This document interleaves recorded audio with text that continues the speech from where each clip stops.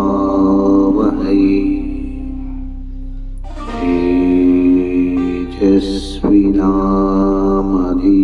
तेजस्विनामधीतमस्तु मा विद्विषावहै। ओम शांति शांति शांति।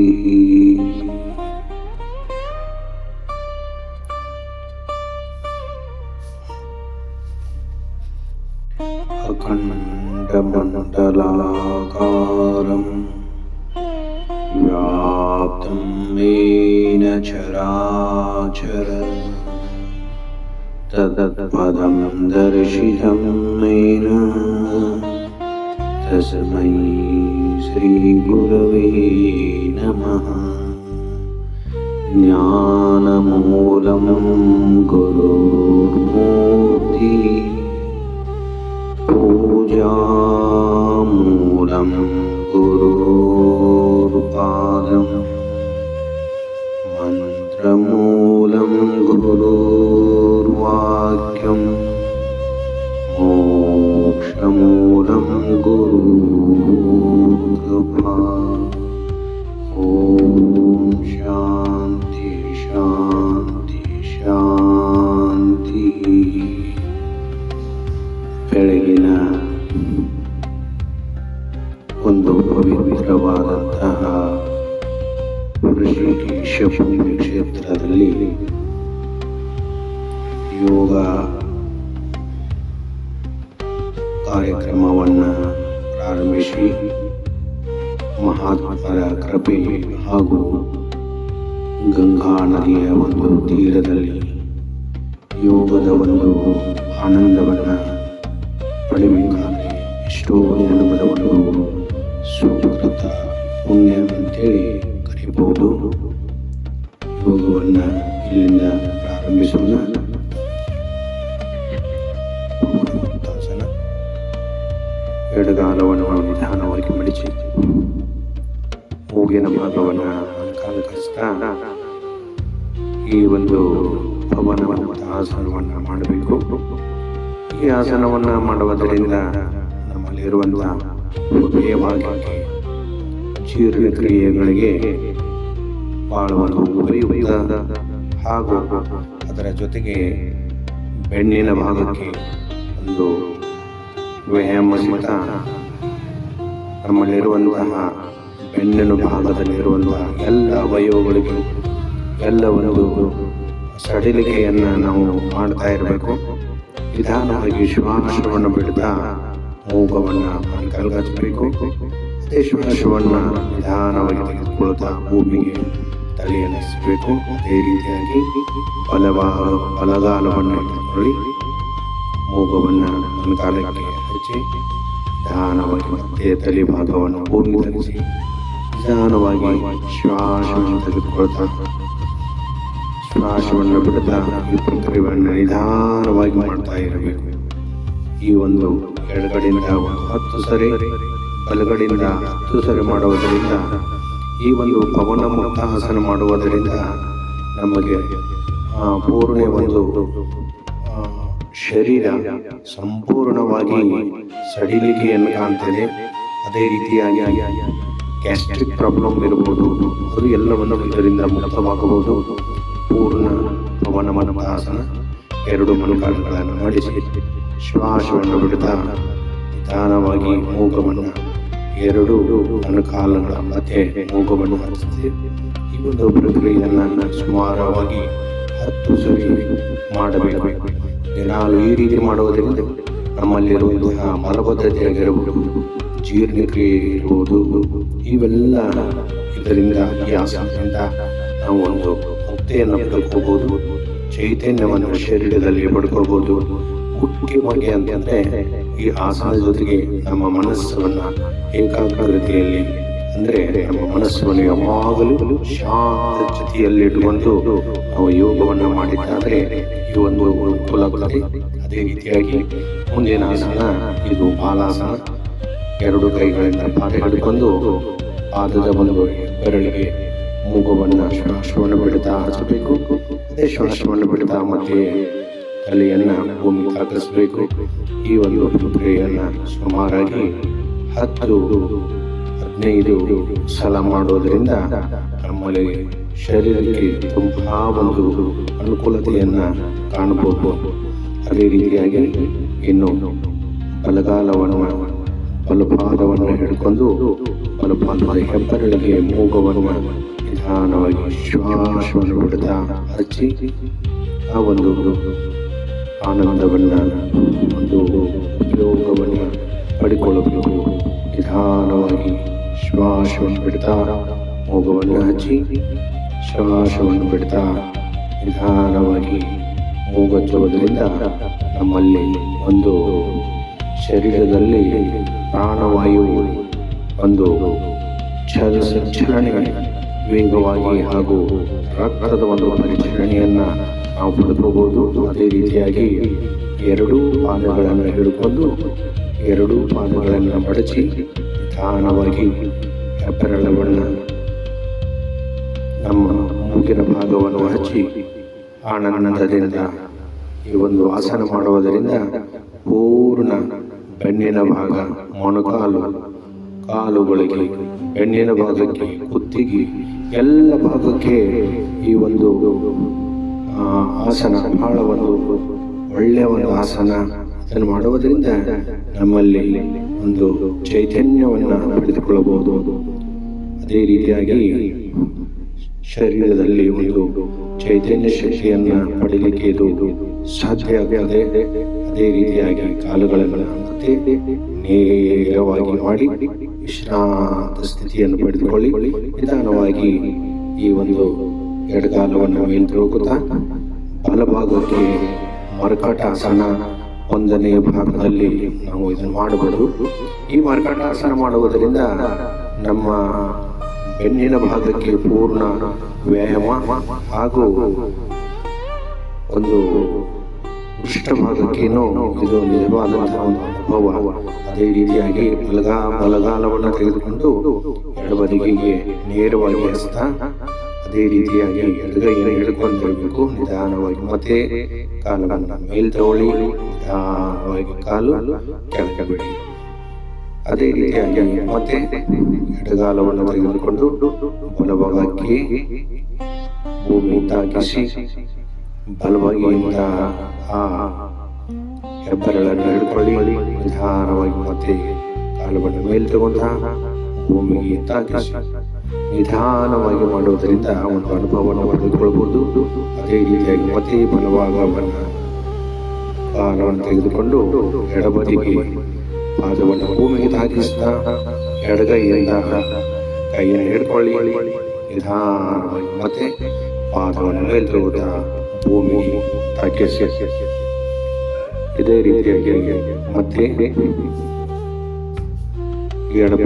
ಎಡಗಾಲವನ್ನು ತೆಗೆದುಕೊಂಡು ಬಲಕ್ಕೆ ತಾಗಿಸಿ ಈ ಆಸನವನ್ನು ಮಾಡೋದ್ರಿಂದ ಪೂರ್ಣ ಯಾರಿಗೆ ಸರ್ವೈಕಲ್ ಪ್ರಾಬ್ಲಮ್ ಇರಬಹುದು, ಡಿಸ್ಕ್ ಬಲ್ಜ್ ಅಂದರೆ ಬೆನ್ನಿನ ಭಾಗಕ್ಕೆ L3 L4 ಅನ್ನುವಂಥದ್ದು ಏನು ಒಂದು ಡಿಸ್ಕ್ ಪ್ರಾಬ್ಲಮ್ ಆಗಿರುತ್ತದೆ. ಅಂದರೆ ಅಲ್ಲಿ ಒಂದು ನ್ಯೂನತೆಯಾಗಿ ಆ ಒಂದು ಫ್ರೆಶ್ ಆಗೋದ್ರಿಂದ ರಕ್ತ ಪರಿಚಲನೆ ಕಡಿಮೆಯಾಗಿ ನಮ್ಮ ಒಂದು ಕಾಲಭಾಗಕ್ಕೆ ಎಲ್ಲ ಏನು ಬರ್ತಿತ್ತು ಅಂದರೆ ಜುಣ್ಣು ಬರುವುದಾಗಿರ್ಬೋದು, ರಕ್ತದ ಒಂದು ಪರಿಚಲನೆಯ ನಿಧಾನವಾಗಿ ಚಲನೆ ಆಗುವುದರಿಂದ ನಮ್ಮಲ್ಲಿ ಒಂದು ಅಂದರೆ ನೋವು ಕಾಣಿಸಿಕೊಳ್ಳಬಹುದು. ಪೂರ್ಣ ಒಂದು ಆ ನೋವಿನಿಂದ ಮುಕ್ತಿಯನ್ನು ಹೊಂದಬೇಕಾದ್ರೆ ನಿಧಾನವಾಗಿ ಆಸನಗಳನ್ನು ನಿಧಾನವಾಗಿ ಮಾಡುವುದರಿಂದ ನಾವು ಮುಕ್ತಿಯನ್ನು ಹೊಂದ್ಕೋಬಹುದು. ಈ ಮಾಡುವಂಥದ್ದು ಮರ್ಕಟಾಸನ ಒಂದನೇ ಭಾಗ ಮಾಡಿದ್ದು. ಇದು ಎರಡನೆಯ ಭಾಗ. ಎರಡು ಮೊಣಕಾಲುಗಳನ್ನು ಮಡಿಸಿ ನಿಧಾನವಾಗಿ ಮತ್ತೆ ಎಡಭಾಗಕ್ಕೆ ಬನ್ನಿ. ಎಡಭಾಗದ ಪಾದದ ಮೇಲೆ ಮೊಣಕಾಲು ಊರಿರಬೇಕು. ನಿಧಾನವಾಗಿ ಮತ್ತೆ ಬಲಭಾಗಕ್ಕೆ ಎರಡು ಪಾದಗಳನ್ನು ಹೊರಿಸಿ ಬಲಭಾಗದ ಪಾದದ ಮೇಲೆ ಎಡಭಾಗದ ಮೊಣಕಾಲವನ್ನು ಊರಿರಬೇಕು.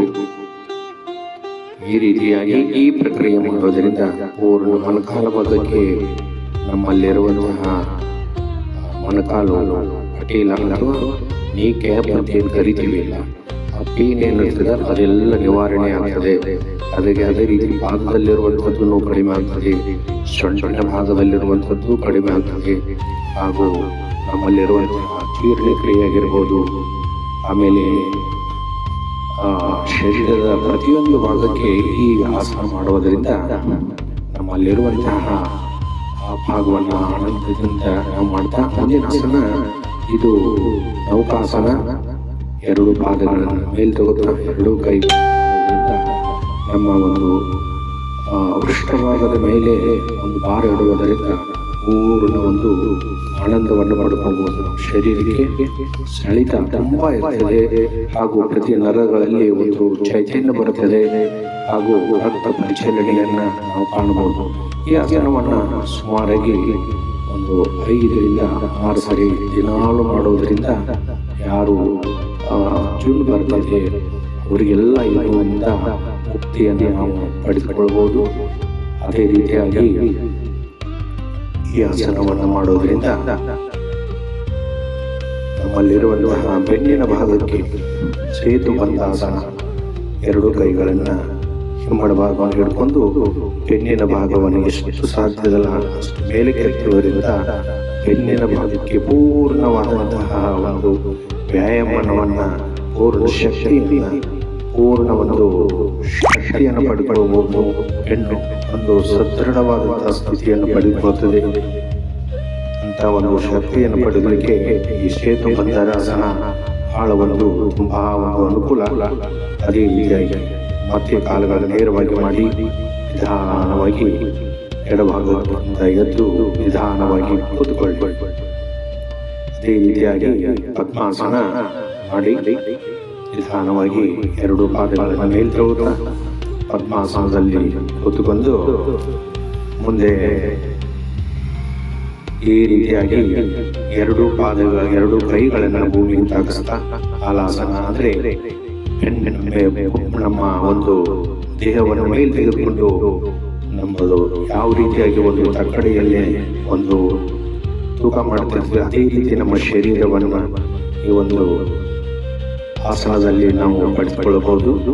ಅದೇ ರೀತಿಯಾಗಿ ಪದ್ಮಾಸನದಲ್ಲಿ ಮತ್ತೆ ಪದ್ಮಾಸನದ ಕೆಲವೊಂದು ಆಸನಗಳನ್ನು ನಾವು ಇಲ್ಲಿ ಪಡಲಿಕ್ಕೂ ಸಾಧ್ಯತೆ ನೋಡಿ. ಇದೇ ರೀತಿಯಾಗಿ ಪದ್ಮಾಸನ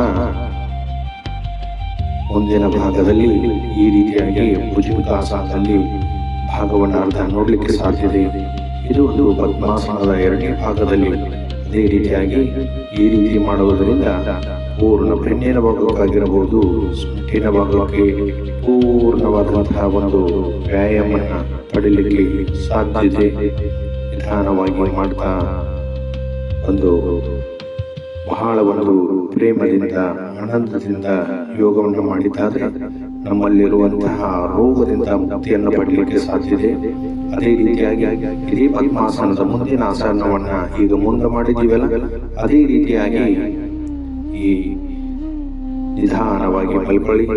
ನೋಡಿ, ಈ ರೀತಿಯಾಗಿ ಮಾಡೋದ್ರಿಂದ ಪೂರ್ಣ ಪ್ರತಿ ಹೊಟ್ಟೆ ಭಾಗಕ್ಕೆ, ಬೆನ್ನಿನ ಭಾಗಕ್ಕೆ ಹಾಗೂ ಪೂರ್ಣವಾದಂತಹ ವ್ಯಾಯಾಮವನ್ನು ಪಡಲಿಕ್ಕೆ ಸಾಧ್ಯತೆ.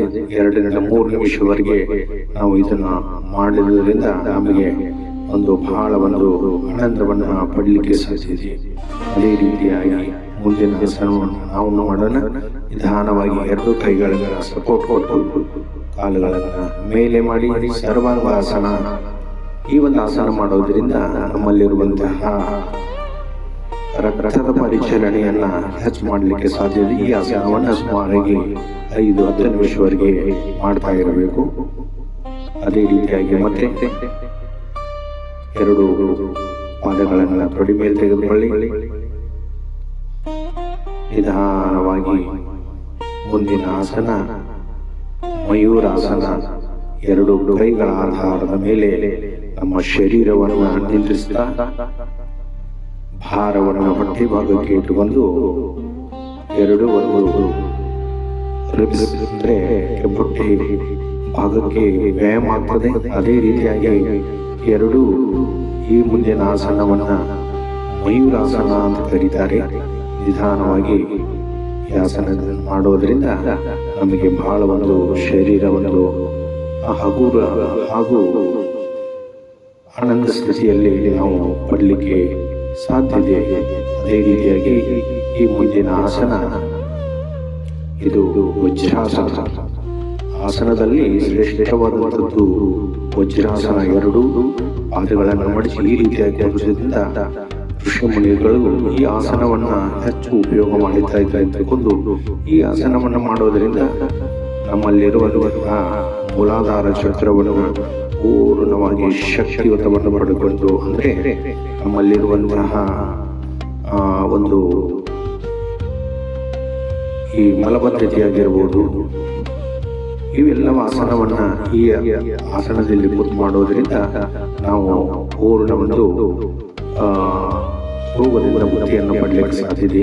ಈಗ ಕೆಲವೊಂದಷ್ಟು ಕಪಾಲಭಾತಿ ಪ್ರಾಣಾಯಾಮವನ್ನು ಮಾಡೋಣ. ನಿಧಾನವಾಗಿ ಎಷ್ಟು ಸಾಧ್ಯದಲ್ಲಿ ಅಷ್ಟು ಶ್ವಾಸವನ್ನು ಹೊರಗೆ ಹಾಕಿ ಆ ಒಂದು ಆಸನವನ್ನು ಕಪಾಲಭಾತಿಯನ್ನು ಮಾಡಿ. ಕಪಾಲಭಾತಿ ಪ್ರಾಣಾಯಾಮ ಮಾಡೋದರಿಂದ ಪೂರ್ಣ ನಮ್ಮಲ್ಲಿರುವಂತಹ ಲಿವರ್ ಭಾಗವಾಗಿರ್ಬೋದು, ಆಮೇಲೆ ಹೃದಯ ಭಾಗ, ಆಮೇಲೆ ಲಾರ್ಜ್ ಇಂಟೆಸ್ಟೈನಲ್, ಸ್ಮಾಲ್ ಇಂಟೆಸ್ಟೈನಲ್ ಆಗಿರ್ಬೋದು, ಪ್ಯಾಂಕ್ರಿಯಾಸ್ ಇರ್ಬೋದು, ಪ್ರತಿಯೊಂದು ಭಾಗಕ್ಕೆ ಈ ಒಂದು ಪ್ರಾಣಾಯಾಮ ಮಾಡುವುದರಿಂದ ಪೂರ್ಣ ಅವು ಒಂದು ಚೈತನ್ಯವನ್ನು ಪಡೆದುಕೊಂಡು ಆಕ್ಟಿವೇಶನ್ ಆಗಿ ತಮ್ಮ ಕಾರ್ಯವನ್ನು ಮಾಡುವುದರಿಂದ ನಮ್ಮಲ್ಲಿರುವಂತಹ ಡಯಾಬಿಟಿಕ್ ಅಂದರೆ ಈ ಸಕ್ಕರೆ ಕಾಯಿಲೆಗಳಿಂದ ಏನು ನಾವು ಪೇಷಂಟ್ ಇರ್ತೀವಿ ಅವನ್ನೆಲ್ಲ ಮುಕ್ತಿಯನ್ನು ಮಾಡ್ಕೋಬಹುದು. ಅದೇ ರೀತಿಯಾಗಿ ಭಸ್ತ್ರಿಕಾ ಪ್ರಾಣಾಯಾಮ.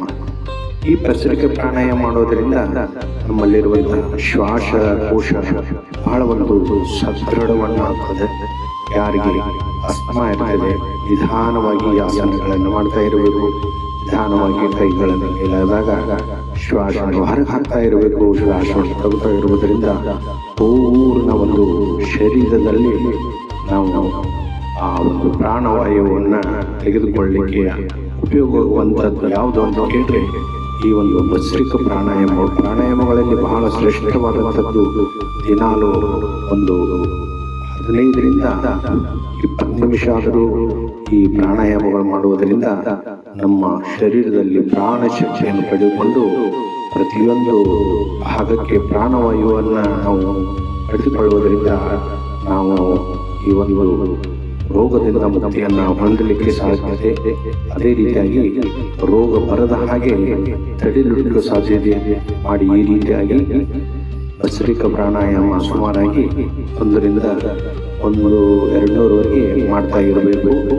ಆಸನಗಳ ನಂತರ ಈ ಪ್ರಾಣಾಯಾಮದ ಮಾಡುವುದರಿಂದ ನಮ್ಮ ಶರೀರದಲ್ಲಿ ಪ್ರಾಣ ಶಕ್ತಿಯನ್ನು ಪಡೆದುಕೊಂಡು ಪಂಚಪ್ರಾಣಗಳು ಪ್ರಾಣ, ಅಪಾನ, ಸಮಾನ, ಉದಾನ, ವ್ಯಾನ ಅನ್ನುವಂತಹ ಈ ಪ್ರಾಣಗಳು ಒಂದು ಚೈತನ್ಯವನ್ನು ಪಡೆದುಕೊಳ್ತವೆ. ಅದರಲ್ಲಿರುವಂತಹ ನಮ್ಮಲ್ಲಿರುವಂತಹ ಮೂಲಾಧಾರ, ಸ್ವಾಧಿಷ್ಠಾನ, ಮಣಿಪುರ, ಅನಾಹತ, ವಿಶುದ್ಧ, ಅಜ್ಞಾಧಾರಕ ಚಕ್ರಗಳನ್ನು ಒಂದು ಆಕ್ಟಿವೇಶನ್ ಅಂದರೆ ಪೂರ್ಣ ಒಂದು ಚೈತನ್ಯವನ್ನು ಪಡ್ಕೊಳ್ತವೆ. ಇನ್ನು ಮುಂದಿನ ಒಂದು ನಾಡೀಶ್ವರ. ನಿಧಾನವಾಗಿ ಈ ಬಲಮೂಗವನ್ನು ಮುಚ್ಚಿ ಎಡಮೂಗದಿಂದ ದೀರ್ಘ ಶ್ವಾಸವನ್ನು ಒಂದು ಹೊರಗೆ ಹಾಕ್ತಾ ಇರಬೇಕು. ಅಂದರೆ ಈ ಚಂದ್ರ ನಾಡಿ ಮತ್ತು ಸೂರ್ಯ ನಾಡಿಗಳಂತ ಏನು ಕರಿತೀವಲ್ಲ, ಎಡ ಮತ್ತು ಪಿಂಗುಳ, ಈ ನಾಡಿಗಳನ್ನು ನಾವು ಈ ಒಂದು ಮಾಡುವುದರಿಂದ ಅವು ಒಂದು ಚೈತನ್ಯ ಪಡೆದುಕೊಳ್ತಾವೆ. ಅದೇ ರೀತಿಯಾಗಿ ಎಡಮೂಗವನ್ನು ಮುಚ್ಚಿ ಬಲಮೂಗದಿಂದ ಶ್ವಾಸವನ್ನು ದೀರ್ಘ ಶ್ವಾಸವನ್ನು ತಗೊಂಡು ದೀರ್ಘ ಶ್ವಾಸವನ್ನು ಜೋರಾಗಿ ಮಾಡೋದರಿಂದ ಈ ಗಿಡ ಪಿಂಗುಳ ನಾಡಿಗಳು ಪೂರ್ಣ ಚೈತನ್ಯವನ್ನು ಪಡೆದುಕೊಳ್ತವೆ. ಮುಖ್ಯವಾದನೇ ಗಿಡ ಮತ್ತು ಪಿಂಗುಳ ನಾಡಿಗಳು ಅಂಥೇಳಿ ಒಂದು ಈ ಪ್ರಾಣಾಯಾಮದಿಂದ ಆ ಶಕ್ತಿಯನ್ನು ನಮಗೆ ಪಡೀಲಿಕ್ಕೆ ಸಾಧ್ಯ ಇದೆ. ಅದೇ ರೀತಿಯಾಗಿ ಕೊನೆಯದಾಗಿ ಇಲ್ಲಿ ನೋಡಬೇಕಾದ್ರೆ ಪ್ರಾಣಾಯಾಮದಲ್ಲಿ ಅನುಲೋಮ ವಿಲೋಮ ಪ್ರಾಣಾಯಾಮಗಳನ್ನು ಮಾಡಬೇಕಾಗ್ತದೆ. ನಿಧಾನವಾಗಿ ಶ್ವಾಸವನ್ನು ತೆಗೆದುಕೊಳ್ಳಬೇಕು. ಅದೇ ರೀತಿಯಾಗಿ 1, 2, 3, 4 ಅನ್ನೋವರೆಗೆ ಶ್ವಾಸವನ್ನು ತೆಗೆದುಕೊಳ್ಳಬೇಕು. ಅದೇ ರೀತಿಯಾಗಿ ಅದರ 2 ಭಾಗವಾಗಿ ಅಂದರೆ 1, 2, 3, 4, 5, 6, 7, 8 ಅನ್ನೋವರೆಗೆ ಶ್ವಾಸವನ್ನು ಹಿಡ್ಕೋಬೇಕು. ಅದೇ ರೀತಿಯಾಗಿ 1, 2, 3, 4, 5, 6, 7, 8, 9, 10, 11, 12, 13, 14, 15, 16 ಈ ರೀತಿ ಕೌಂಟ್ ಮಾಡೋದ್ರಿಂದ ನಿಧಾನವಾಗಿ ಶ್ವಾಸವನ್ನು ಹೊರಗೆ ಹಾಕಬೇಕು. ನಾವು ಶ್ವಾಸವನ್ನು ತೆಗೆದುಕೊಳ್ಳೋದಕ್ಕೆ ಪೂರಕ ಅಂತ ಕರೀತಾರೆ. ಅಂದರೆ ಶರೀರಕ್ಕೆ ಪೂರ್ಣವಾದಂತಹ ಒಂದು ಪ್ರಾಣವಾಯುವನ್ನು ತೆಗೆದು ಪೂರಕ. ಅದೇ ರೀತಿಯಾಗಿ ಕುಂಭಕ ಅಂತಂದರೆ ನಮ್ಮ ಪ್ರಾಣವಾಯುವನ್ನು ಶ್ವಾಸದ ಕೋಶದಲ್ಲಿ ಇಡುವುದಕ್ಕೆ ಕುಂಭಕ ಅಂತ ಕರೀತಾರೆ.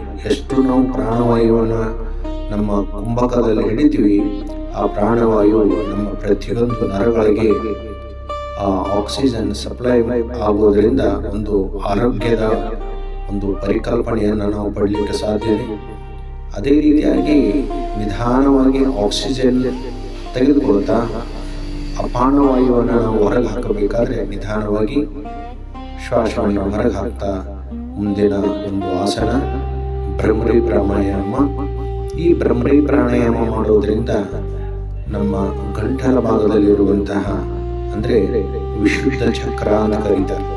ಆ ವಿಶುದ್ಧ ಚಕ್ರದಲ್ಲಿ ನಮ್ಮ ಒಂದು ಪ್ರಾಣವಾಯು ಅಂದರೆ ನಾವು ತೆಗೆದುಕೊಂಡಂತಹ ಆಹಾರದ ಭಾಗ ವಿಶುದ್ಧ ಭಾಗದಲ್ಲಿ ಪಾಸಾಗಿ ಅದು ನಿಧಾನವಾಗಿ ಒಂದು ಶರೀರವನ್ನು ಪ್ರವೇಶಕ್ಕೆ ಮಾಡ್ತದಲ್ಲ, ಅದೇ ರೀತಿಯಾಗಿ ಮುಖ್ಯವಾದದ್ದು ಈ ವಿಶುದ್ಧ ಚಕ್ರ.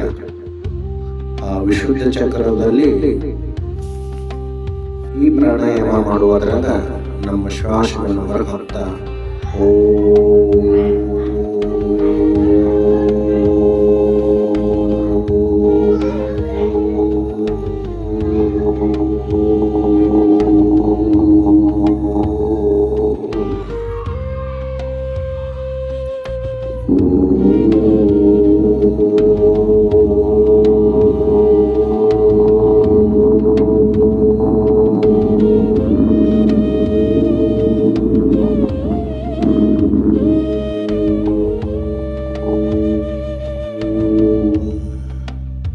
ಈ ರೀತಿಯಾಗಿ ಸುಮಾರಾಗಿ 10 ಸಾರಿ ಮಾಡಿ ಈ ಒಂದು ಪ್ರಾಣಾಯಾಮವನ್ನು ಮುಕ್ತಾಯ ಮಾಡ್ತಾ ನಿಧಾನವಾಗಿ ನಾವು ವಜ್ರಾಸನದವರೆಗೆ ಹೋಗಬೇಕಾದ್ರೆ 2 ಮೊಣಕಾಯಿಗಳನ್ನು ಮುಡ್ತಾ ವಜ್ರಾಸನದ ಹೊರಗೆ ಬಂದು ಈ ಒಂದು ಪ್ರಾಣಾಯಾಮವನ್ನು ಮುಕ್ತಾಯ ಮಾಡಿ ನಿಧಾನವಾಗಿ ಒಂದು ಓಂಕಾರ ಪ್ರಾಣಾಯಾಮ ಮಾಡ್ತಾ ಯೋಗದ ಕಾರ್ಯಕ್ರಮವನ್ನು ಮುಕ್ತಾಯ ಮಾಡೋಣ.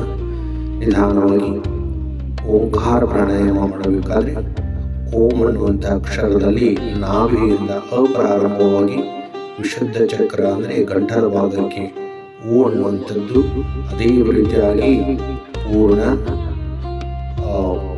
ನಮ್ಮ ಒಂದು ಬಾಯಿ ಭಾಗಕ್ಕೆ ಬಂದಾಗ ಅದು ಅಮ್ಮ ಅನ್ನುವಂಥದ್ದು ತುಟಿ ಭಾಗದಲ್ಲಿ ಅಮ್ಮ ಅನ್ನುವಂಥದ್ದು ಬರ್ತಿದೆ. ಅದು ನಿಧಾನವಾಗಿ ನಾವು ಓಂಕಾರವನ್ನು ಮಾಡಬೇಕಾಗ್ತದೆ.